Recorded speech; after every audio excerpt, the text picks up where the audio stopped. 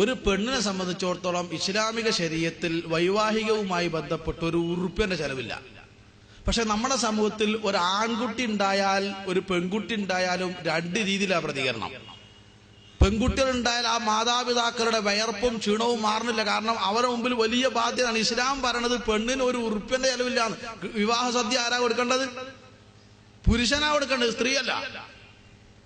മഹറാരാ കൊടുക്കേണ്ടത്? പുരുഷൻ. പിന്നെ പെണ്ണിനെന്താ ചെലവ്? ഇങ്ങനെ നിന്നൊടുത്താൽ മതി, വേറെ ഒരു പരിപാടിയും. എന്നാൽ നമ്മളെ നാട്ടിൽ ആണിന് ഇങ്ങനെ നിന്നൊടുത്താൽ മതി. അതന്നെ വിവാഹം എന്ന് പറഞ്ഞാൽ ഇസ്ലാമിന്റെ എല്ലാ നിയമങ്ങളും തല കുത്തനെ നിന്നതുപോലെ വിവാഹവും തല കുത്തനെ നിൽക്കുന്നത്. ഇപ്പോ ഞാൻ വളരെ സ്പീഡിൽ പറഞ്ഞുകൊണ്ട് വളരെ കുറഞ്ഞ സമയമുള്ളത്. അപ്പോ ഇസ്ലാമില് സാമ്പത്തിക ബാധ്യത വിവാഹ ജീവിതത്തിൽ മഹർ മാത്രം. അതുപോലെ വിവാഹം വളരെ ലളിതമായിരിക്കണം. ഇത്രത്തോളം ലളിതമായി വിവാഹം പഠിപ്പിച്ച വേറൊരു മതമല്ല. പിന്നെ കുടുംബജീവിതത്തിന്റെ സൗരഭ്യം എന്ന് പറയുന്നത് ഒന്നുമല്ല, ആണും പെണ്ണും തമ്മിലുള്ള പെരുമാറ്റവുമായി ബന്ധപ്പെട്ടതാണ്. അതിനെ ഇസ്ലാം പറഞ്ഞിട്ടുള്ളത് ഒരു കാഴ്ചപ്പാട് വേണം. ആണിന് പെണ്ണ്, ആണിനെ പറ്റി പെണ്ണിനും, പെണ്ണിനെ പറ്റി ആണിനും. എന്താണ് ആ കാഴ്ചപ്പാട്? എന്റെ മുമ്പിൽ എന്റെ ഭാര്യ നിൽക്കുന്നു, എന്നോട് ചോദിക്കും ഇതാരാണ്? എന്നെ സംബന്ധിച്ചിടത്തോളം ഈ നിൽക്കുന്ന പെണ്ണാരാ? ഏടന്നോ അങ്ങോട്ട് കേറി വന്ന ഏതോ ഒരു അല്ല, ഞാൻ പോയി കണ്ട് ഇഷ്ടപ്പെട്ട് മഹർ നിശ്ചയിച്ച് സമൂഹത്തെ അറിയിച്ച് വാപ്പന്റെ മുമ്പെന്ന് വാപ്പനോട് പറഞ്ഞ് ഞാൻ നിന്നെ ഏൽപ്പിക്കുകയാണ്, ഈ മഹറിന് ഞാൻ നിനക്ക് വിവാഹം ചെയ്തു തന്നു എന്ന് പറഞ്ഞപ്പോ ഞാൻ എന്താ പറഞ്ഞത്? ഞാൻ ഏറ്റെടുത്തു. ഞാൻ ഉത്തരവാദിത്തം നിൽക്കണത്. ഈ പെണ്ണിനോടുള്ള ഏതെങ്കിലും ഒരു ബാധ്യത ഞാൻ നിർവഹിച്ചിട്ടില്ലെങ്കിൽ അത് ശാരീരികമാകാം, മാനസികമാകാം, സാമ്പത്തികമാവാം. ഏതെങ്കിലും ഒരു ബാധ്യത ഈ പെണ്ണിനോട് ഞാൻ നിർവഹിച്ചിട്ടില്ലെങ്കിൽ എന്റെ നമസ്കാരം മുതൽ ഒരു ഇബാദത്തും പടച്ചോൻ സ്വീകരിക്കൂല. അപ്പൊ എന്റെ ഇബാദത്ത് സ്വീകരിക്കണോ വേണ്ടേ എന്ന് തീരുമാനിക്കണ ഈ നിൽക്കുന്ന പെണ്ണാണ്.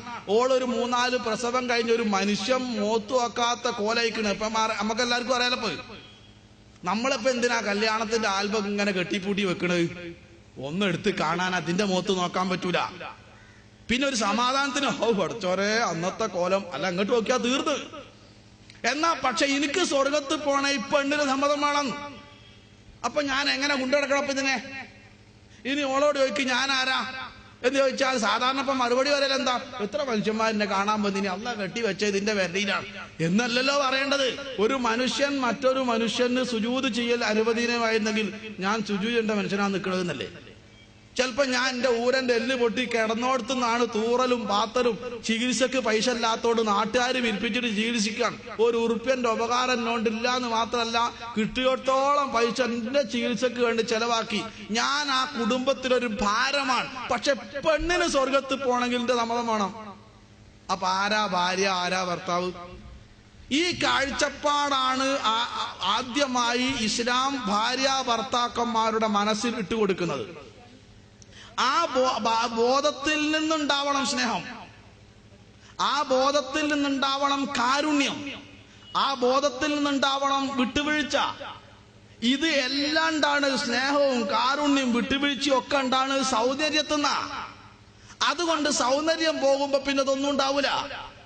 വിവാഹം കഴിഞ്ഞ് ആദ്യ നാളുകളിൽ പരപ്പനങ്ങാടി അങ്ങാടി വന്ന് നാട്ടിക്ക് തിരിച്ചു പോകുമ്പോ ബസ് സ്റ്റാൻഡിൽ പോയി നോക്കുമ്പോ രണ്ടാക്കൂടി ഇരിക്കാൻ സീറ്റ് ഇല്ലെങ്കിൽ എന്താ പറയാ? അമ്മ അടുത്തേന് പോവാ, അടുത്തേന് പോവാ, എന്നിട്ട് വെയിലും കൊണ്ട് അങ്ങനെ കാത്തിക്ക അടുത്ത ബസ് നേരെ നിന്നോളി. പക്ഷെ മരണം വരെ നിൽക്കണം. മരണം വരെ പോയിട്ട് ചങ്ങായിമാരെ 2 കുട്ടികളാകുന്നവരേ ഉള്ളൂ.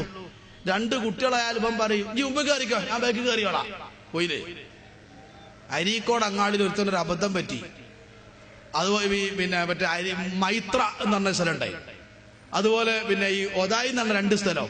അങ്ങോട്ട് പോണ 2 മിനി ബസ് ഇങ്ങനെ അടുത്തടുത്ത് നിർത്തിനി, ഒരേ കളറിലുള്ള 2 മിനി ബസ്സുകൾ. അപ്പൊ 2 കുട്ടികളായിരുന്നു. ഇപ്പം പറയും മുമ്പ് കയറിക്കോ, ഞാൻ ബാക്കി കയറിക്കോളാം. ഒരുത്തം മൈത്രയ്ക്കും മറ്റോ ഒതായിക്കും. വൈകുന്നേരം നോക്കുമ്പോ മൈത്രേന്ന് ഒരു പെണ്ണും കുട്ടി ഇവിടെ എത്തിയിട്ടോ. എന്താ കാരണം? 2 ബസ്സിലാ കയറിയത്. മിനി ബസ്സായിരുന്നു, അടുത്തടുത്ത് നിർത്തിയതായിരുന്നു. സൗന്ദര്യത്തിൽ നിന്ന് സ്നേഹിച്ചാൽ ഉണ്ടാകുന്ന അപകടമാണിത്. റസൂലുള്ളാഹി സ്വല്ലല്ലാഹു അലൈഹി വസല്ലം ഖദീജ റളിയല്ലാഹു അൻഹയെ സ്നേഹിച്ചു. എന്തെന്നാ സ്നേഹിച്ചത്? സൗന്ദര്യത്തിൽ അല്ല. 40 വയസ്സായി പെണ്ണിന്, 25 വയസ്സേ ചെറുക്കനുള്ളൂ. പ്രായത്തിൽ അല്ല. പിന്നെ ആ സ്വഭാവം, സ്നേഹം, പിന്നെ സൽസ്വഭാവം, ആദർശം, ഈ കാഴ്ചപ്പാടിന്ന് സ്നേഹിക്കണം.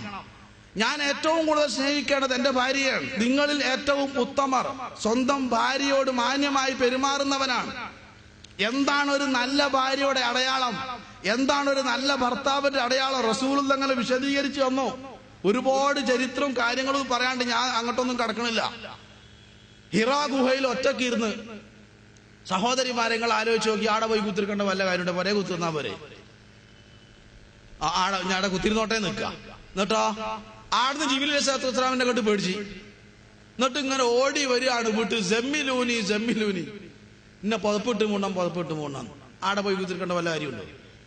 നമ്മളെ പെണ്ണുങ്ങളായിട്ടാണ് എന്താ പറയാ, ആരെങ്കിലും ആടെ പോയി കുത്തിരിക്കാൻ പറഞ്ഞ ചാക്കിട്ടാൻ കൊണ്ടേ ഞാൻ എനിക്കിപ്പോ വേറെ പണിയുണ്ടെന്ന് കൊരക്കാണ്. ഒന്നുകൂടെ ക്ഷീണം വർദ്ധിക്കും. ഒരു ഭർത്താവ് ഒരു പ്രശ്നവുമായിട്ട് ബന്ധപ്പെട്ട് വീട്ടിൽ വന്നാൽ, എന്ത് പ്രശ്നമാവട്ടെ, ചിലപ്പോ ഭർത്താവിന്റെ നെറികേട് കൊണ്ടുണ്ടായിരിക്കും, ഭർത്താവിന്റെ പ്രവർത്തനം കൊണ്ടുണ്ടായത് അപകടമായിരിക്കും. പക്ഷെ തൽക്കാലം ഭാര്യ ആശ്വസിപ്പിക്കാൻ വേണ്ടത്. പക്ഷെ നമ്മുടെ പെണ്ണുങ്ങൾ അങ്ങനെയല്ല, ഒന്നുകൂടി ആ ബേജാറ് വർദ്ധിപ്പിക്കുന്ന രീതിയിലാണ് പെരുമാറാറുള്ളത്. ഒരു ഭാര്യയുടെ സ്വീകരണം, ഖത്താബിന്റെ ഭാര്യ സ്വർഗത്തിലാന്ന് പറഞ്ഞു പ്രവാചകൻ. നബി സല്ലല്ലാഹു അലൈഹി വസല്ലം പറഞ്ഞാൽ വെറുതെ ആവില്ലല്ലോ. ഖത്താബ് എന്ന് പറഞ്ഞാൽ ഉമർ ഖത്താബ് അല്ല, വേറൊരു ഖത്താബാ. അങ്ങനെ സഹാബി വനിതകൾ ഈ പെണ്ണിനെ അന്വേഷിച്ച് പോയിന്നാ. അപ്പൊ ആരാ? ഒരു മരം വെട്ടുകാരന്റെ ഭാര്യയാണ്. അറേബ്യയിൽ ഒരു മരം വെട്ടുകാരനാണ് ഈ ഖത്താബ്. അതിന്റെ ഭാര്യനെ പറ്റി പറഞ്ഞേ. ഇപ്പൊ സഹാബികൾ പറഞ്ഞു, റസൂലുള്ള എന്നെ പറ്റി ഇങ്ങനെ പറഞ്ഞില്ലല്ലോ മോളെ, ഈ എന്താണ് ചെയ്യുന്ന നന്മ, എന്താ അത്ര വലിയൊരു നന്മ നീ ചെയ്യണമെന്ന് ചോദിച്ചപ്പോ ആ സഹോദരി സഹാബി വനിത പറഞ്ഞു, ഞാനിപ്പോ എത്ര വലിയൊരു നന്മ എന്താ ഇപ്പൊ ചെയ്യണത്? പിന്നെ ഒന്നുണ്ട്, എന്റെ ഭർത്താവ് അറിയാലോ, മൂപ്പരെ ജോലി കൊട്ടാര വെയിലത്ത് വെയിലുകൊണ്ട് നിൽക്കുന്ന പണി. ആ മരം പെട്ടിനോടത്ത് ആരും പന്തലിട്ട് കൊടുക്കൂലല്ലോ, അപ്പോ പെരും വെയിലത്താണ്. അതുകൊണ്ട് ഭർത്താവിന്റെ ഇഷ്ടമാണ് എന്റെ ഇഷ്ടം, ഭർത്താവിന്റെ സന്തോഷമാണ് എന്റെ സന്തോഷം.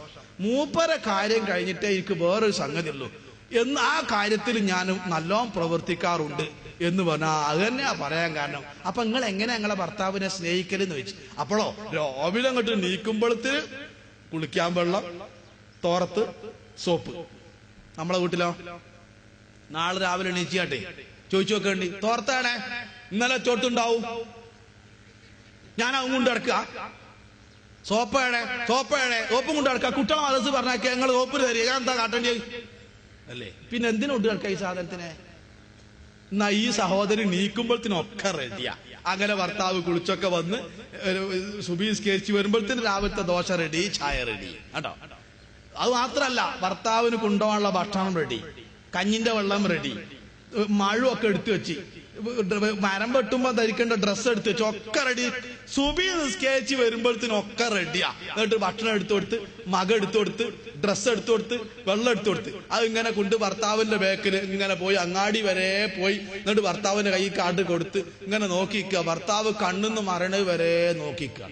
ഒരു ഭാര്യ. നിങ്ങൾ നാളെ രാവിലെ ഒന്ന് ചെയ്തു നോക്കേണ്ടി. നിങ്ങൾ രാവിലെ എണീറ്റ് മൂപ്പർക്കൊക്കെ ചെയ്തു കൊടുത്ത് പോകുമ്പോ മാസ്റ്റർമാരാണെങ്കിൽ ബാഗും ചോറും ഒക്കെ എടുത്ത് ഓന്റെ വെയ്യാലങ്ങനെ പോലെ അമ്മായി ചോദിച്ചു, എത്തോ അന്റെ അപ്പൻ അല്ലേന്ന് എന്നാലും അവന് ജോന്റെ വെയ്യാല നടക്കണ്, ദേടി ഇല്ലാത്ത മാതിരി നടക്കൂല. നമ്മളെ നാട്ടില് പെണ്ണുങ്ങൾ സമ്മതിക്കൂല, അവിടെയും പെണ്ണ് തന്നെ പെണ്ണിന്റെ ശത്രു നമ്മൾ മനസ്സിലാക്കണം. അങ്ങനെ ഭർത്താവ് 5 മണിക്ക് തിരിച്ചു വരെങ്കിൽ 4 മണിക്ക് ഞാൻ കുളിക്കും. ഈ സഹോദരി പറയാ, 5 മണിക്ക് ഭർത്താവ് വരുമെങ്കിൽ 4 മണിക്ക് ഞാൻ കുളിക്കും. ഡ്രസ്സ് മാറി, ആഭരണമുള്ളത് എടുത്തിട്ടു, സുഗന്ധദ്രവ്യമുള്ളത് പൂശും. ഭർത്താവിന് ഏറ്റവും ഇഷ്ടപ്പെട്ട പാനീയവുമായിട്ട് ഞാൻ അങ്ങനെ കാത്തുനിൽക്കുന്ന നേരത്തെ യാത്രയാക്കി കൊടുത്ത്, പൊരന്റെ മുറ്റത്തല്ല, അങ്ങാടിയിലെ ഗേറ്റിങ്ങല്. ഭർത്താവ് വന്ന് വെള്ളാണ്ട് കൊടുത്ത്, അപ്പോഴത്തിന് കുളിക്കാൻ തോർത്ത് ഒക്കെ കുളിച്ച് ഭക്ഷണം കഴിച്ച് നിസ്കരിച്ച് ഉറങ്ങി. എണീറ്റ് പള്ളിയിൽ പോയി അസർ നിസ്കരിച്ച് വന്ന് കട്ടൻ ചായ കൊടുത്ത് ഒക്കെ റെഡി. എന്നിട്ട് ഓള് പറയും, ഞാൻ രാവിലെ വാങ്ങാൻ പറഞ്ഞ പഞ്ചാര മറന്നുപോയില്ലേ? അല്ലോ ഞാൻ എന്തേ പോയിച്ചല്ല, ആ തിരക്കിന്റെ ഇടയിൽ ഞാൻ അപ്പൊ വാങ്ങിക്കൊണ്ടുവരാം. എന്തൊരു നല്ല കുടുംബം. ആ ഭർത്താവ് അപ്പം പോയി വാങ്ങിക്കൊണ്ടു കൊടുക്കൂലേ? നമ്മളെ വീടുകളെ കോലെന്താ? നമ്മളിപ്പോ ഇന്ന് രാവിലെ എനിക്കിന്റെ ചിന്ത, പഠിച്ചവനെ തിരൂരൊന്ന് പോകണം, അത് കഴിഞ്ഞ് പരപ്പനങ്ങാട് ഒരു പരിപാടി ഉണ്ട്, അപ്പൊ ഇന്നലത്തെ നോട്ടെടുത്ത് അതിന്റെ ഇടയിൽ ഓള് പറയും പഞ്ചാരാണ് കേട്ടോ. ഞാനത് കേട്ടിട്ട് തന്നെയല്ല, ഓളെ കണക്കിന് വാങ്ങിന്ന് പോയി. പിന്നെ ഇപ്പൊ ഞാൻ പറഞ്ഞ് പരപ്പനങ്ങാട് ചെല്ലുമ്പോ പഞ്ചാര വാങ്ങാതെ കഴിഞ്ഞാൽ പഞ്ചാര വാങ്ങിയില്ലേ? അത് വരെ പണിയെടുത്തിട്ട് അത്ര ക്ഷീണം ഉണ്ടായില്ല. അപ്പൊ എന്റെ മറുപടി, വാങ്ങില്ലേ, കുറെ കാലമല്ലോ പഞ്ചാര ഇട്ട് കുടിക്കല്, ഇനി ഇല്ലാതെ കുടിച്ചു നോക്ക്. എന്താ കാരണം?